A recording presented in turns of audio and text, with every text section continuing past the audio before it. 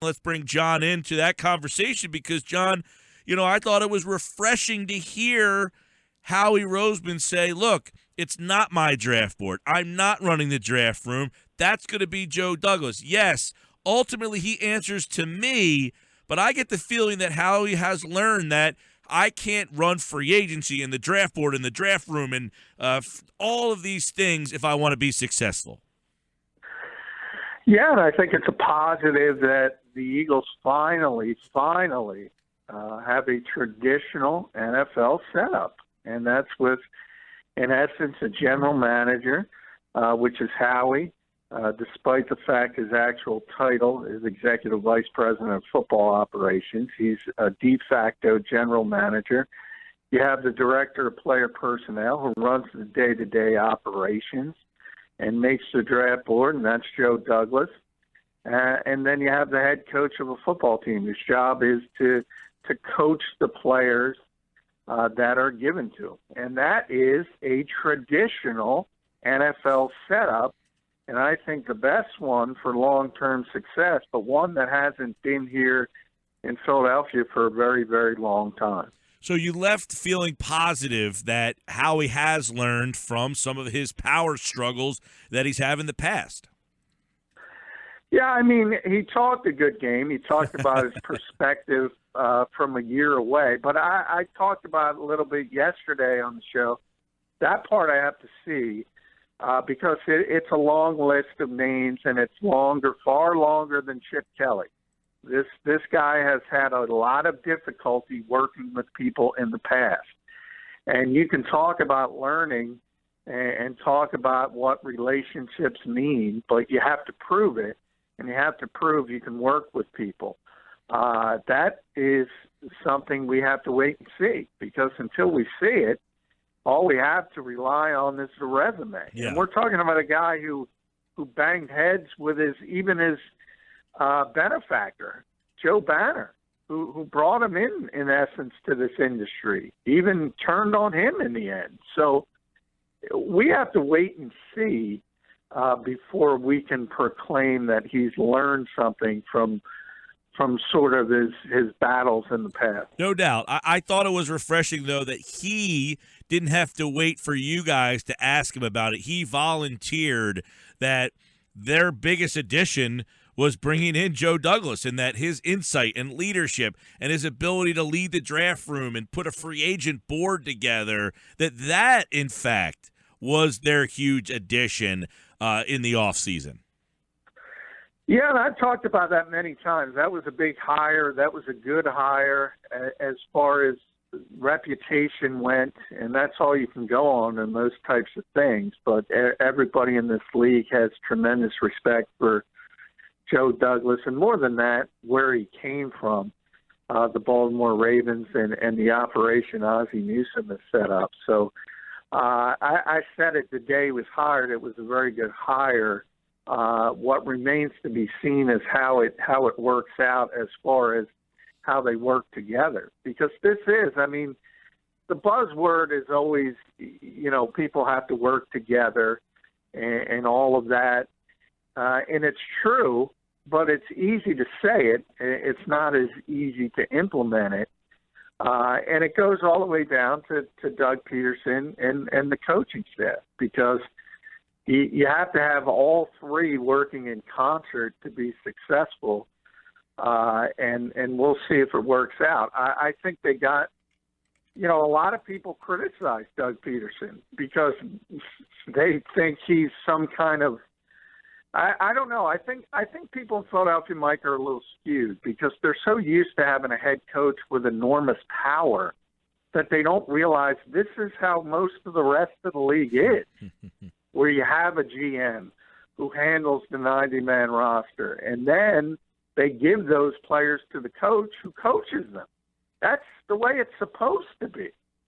And for some bizarre reason, because Andy Reid had such power, Chip Kelly garnered such power, people kind of criticize Doug for not, reaching for that kind of power.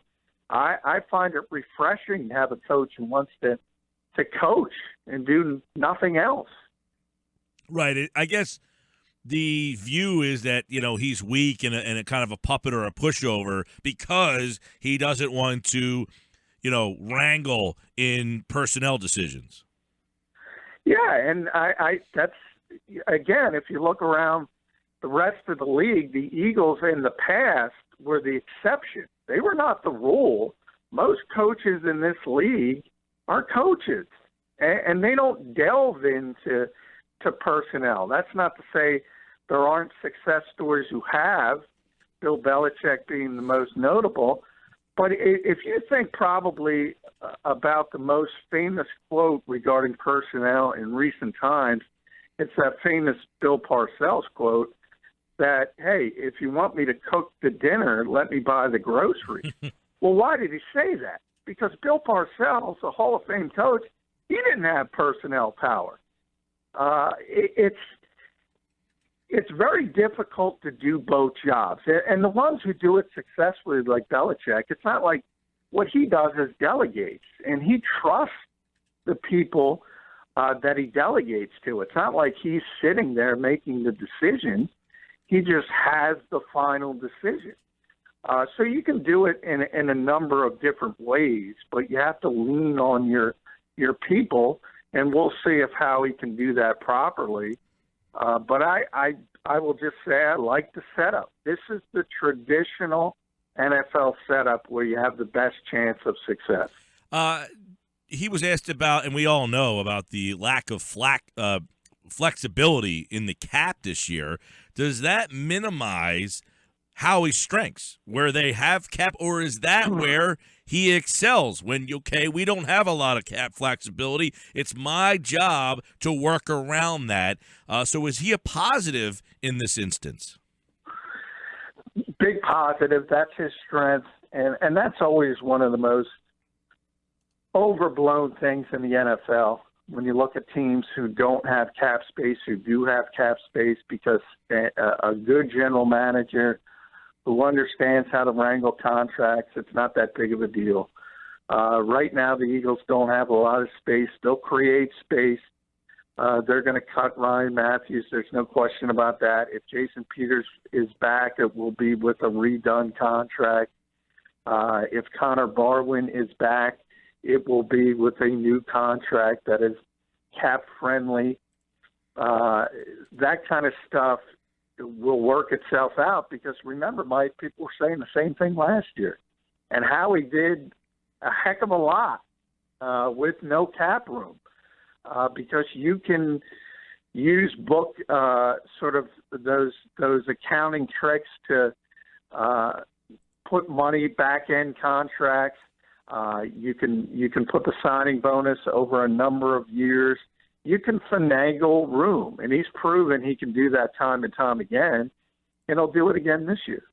Talk with John McMullen, 97.3 ESPN.com, covers the Eagles down at the NovaCare today, where Howie Roseman spoke for a good half an hour. He says we're not close to implementing everything, meaning this is a elongated plan, starting with getting their quarterback and then moving forward. He also indicated that 10-6 is not good enough, and that a lot of the moves this team has made were to get to 10-6. So does that kind of mean it's the end of getting those Band-Aid type, that was kind of a word that was thrown out there, the end of going out and finding those Band-Aid mid-level free agent type of players? Yeah, I think it's you need those type of players. Every team has them, and that includes the 4-12 teams, the 7-9 teams, the 10-6 teams, the 13-3 teams. Everybody's got Band-Aids because that's the way this league works. You can't get a long-term answer at every single position. I think Howie understands that, but we'll see. One of the things I didn't like about what he said today was he kind of brushed past 10-6, acting like, well, that's not the goal. How about you get the 10-6 before you say 10-6 is not good enough? I don't think a 7-9 team should start talking about 13-3 or 14-2 and completely dismiss 10-6. Yeah. it would be nice to get back. Well, to 10-6 is plateau. 10-6 is on the road to getting to the next step because 7-9 2 years in a row. 10-6 has got to have to be on that path somewhere, you would assume. Yeah, exactly. So I didn't like the fact that he dismissed it because it's not easy to win 10 games in this league. And they haven't done it since the early part of the Chip Kelly regime. And as I said, yeah, let's get back to 10-6 before we worry about first-round buys. Well, really, if you think about it, they were 10-6 just, 3 seasons ago, and that wasn't even good enough. Right, they weren't, and that wasn't good enough to get them in the playoffs. Yeah, and it's hard to win games in this league, and it's even harder to do it consistently. And really, there's only one team, and you could argue Seattle has been for the past number of years. But outside of New England, and for that matter, even the Seahawks this year, they don't have a first-round bye. They got to play this weekend. So to start talking about consistently winning 12, 13, 14 games, well, then you got to be the New England Patriots. You got to have the quarterback. Hopefully the Eagles have that. But you need a lot of other things to fall into place as well. All right, John's got 10 takeaways at 973ESPN.com. And I guess when you start to look at this plan, the first part is checked off. Actually, he opened up the press conference by saying their first part of it was Brandon Brooks and Wiz, and then going in the draft and getting Sayamala and Big V, that they thought they had problems on the offensive line. So they feel like they've checked off one part, and then, of course, getting the quarterback is the main thing. But I think that gets overlooked, that one aspect of that was kind of fixed in the last offseason because he was asked and tried to get asked in a multitude of ways about fixing the errors of Chip Kelly. One of them was the neglect of the offensive line. Kelly never drafted a lineman other than Lane Johnson. Yeah, and that was an issue, and they did. Brandon Brooks obviously was a very good signing, except for his anxiety issues, which is really not their fault, but hopefully he's got those under control.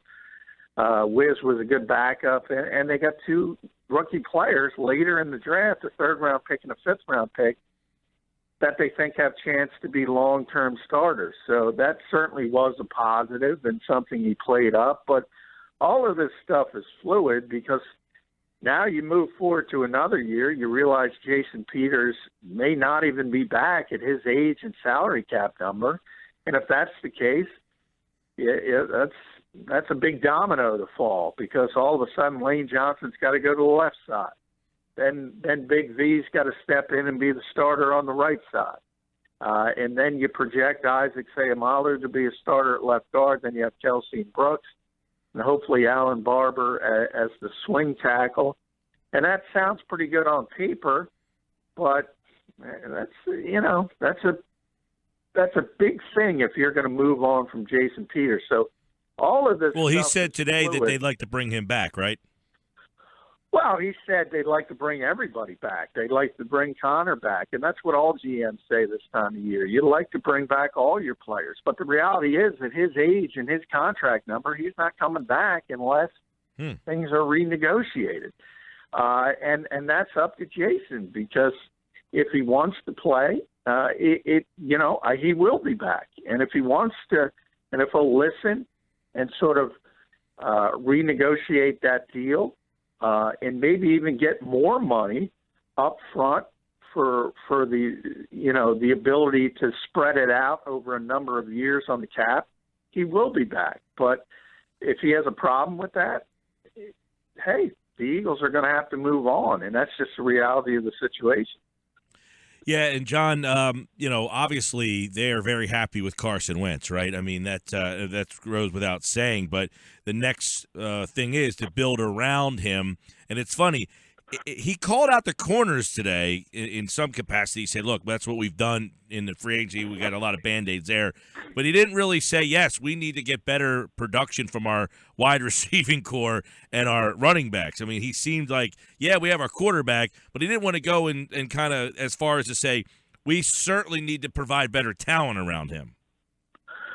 Well, it's difficult to talk about specific players and who needs to improve. You mentioned about his cornerback. He did kind of say it with the DeLorean quote and said he couldn't go back in a time machine and go back to when they led the I league. thought that was his way of taking a shot. Plays. I thought that was his way of taking a shot at Chip. Well, it was, but he accomplished two things. And he's also pointing out that Deshaun Jackson's no longer here, Jeremy Maclin's no longer here, LaShawn McCoy's no longer here. So he accomplished both things. Look, this team knows, and they've known from the preseason last year, that, hey, they need to improve at the wide receiver position. And that was one of probably the biggest faults I believe going into this season was the fact that you had the rookie quarterback and you just didn't put enough around him. And I always say, if you're going to draft a quarterback 1 or 2, the entire organization should be geared towards maximizing his potential as a player. And I think the Eagles are, but they did not give him anything at the wide receiver position. And you can't do that for a second consecutive season. What about the Rowe explanation? Oh, that was awful. That was the worst part of the press conference. When you talk about calling out the corners and calling them Band-Aids, and then you say, we made a decision. We made a decision, Mike, after 1 year that we weren't going to extend Eric Rowe. He had 2 more years before you even had to make that decision. So he seemed like he tried to throw that on maybe Schwartz or the defensive coaches and saying, well, they said that he wasn't going to fit. Well, he did. And, hey, whoever you want to blame it on. If you want to blame it on Jim Schwartz, blame it on Jim Schwartz. Because that's just dumb. When you talk about a corner, and I remember talking to you from the start of this in training camp and telling you that Schwartz didn't like him. It was evident. And he's just not his type of guy. Eric is a very understated, quiet, young player. And Jim seemed to like the Leotis McKelvin types who are very boisterous, and even Ron Brooks playing the corner position, who are very confident guys who carry themselves with swagger. But you know what? Eric Rowe's got more talent.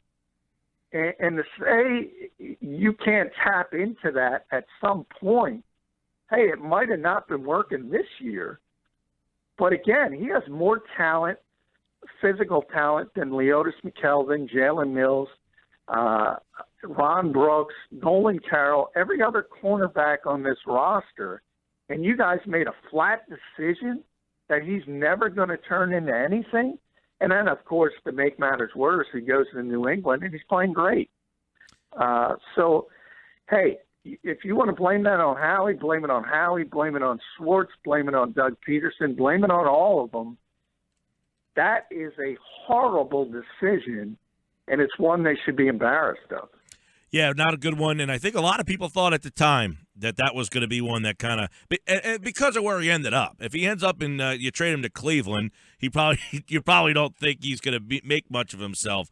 But the fact that he gets traded to New England, and it's one of those things like – and that's the whole thing is, who's coaching the secondary here? Because guys seem to leave here and go on and play better. Dominic Rodgers-Cromartie's been pretty good since he's left here. Who's the safety that went from Chung? Patrick Chung. Chung. Corey Unwin's the secondary coach, and he's pretty highly regarded around the league. He's one of the better position coaches. It's not to me. You're right about the New England thing. They do it with so many players that you kind of almost put them aside and say, hey, maybe if he went somewhere else, if it was Cleveland, he wouldn't have turned out to be good.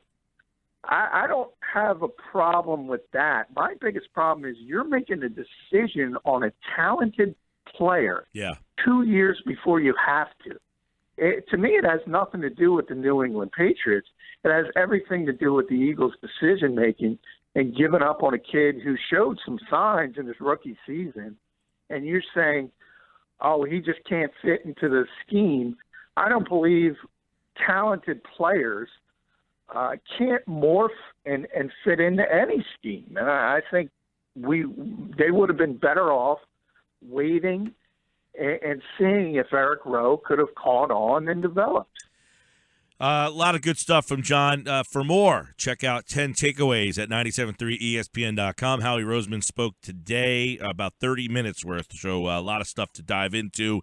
Tomorrow, we'll dive into the NFL news, the playoffs, as a lot of quarterback. I mean, just think you're a playoff team. You work so hard, and, you've got to play your third-string quarterback if you're Oakland. If you're Houston, you're just you got to go back to a guy that you benched after paying him all that money. You've got another backup playing. So we'll get into those NFL playoffs tomorrow. Any coaching updates, some guys, including Sean McDermott, interviewed today, former Eagles defensive coordinator. So we'll get all the NFL news tomorrow with John here on The Bash. Thanks, pal. All right, thanks, Mike.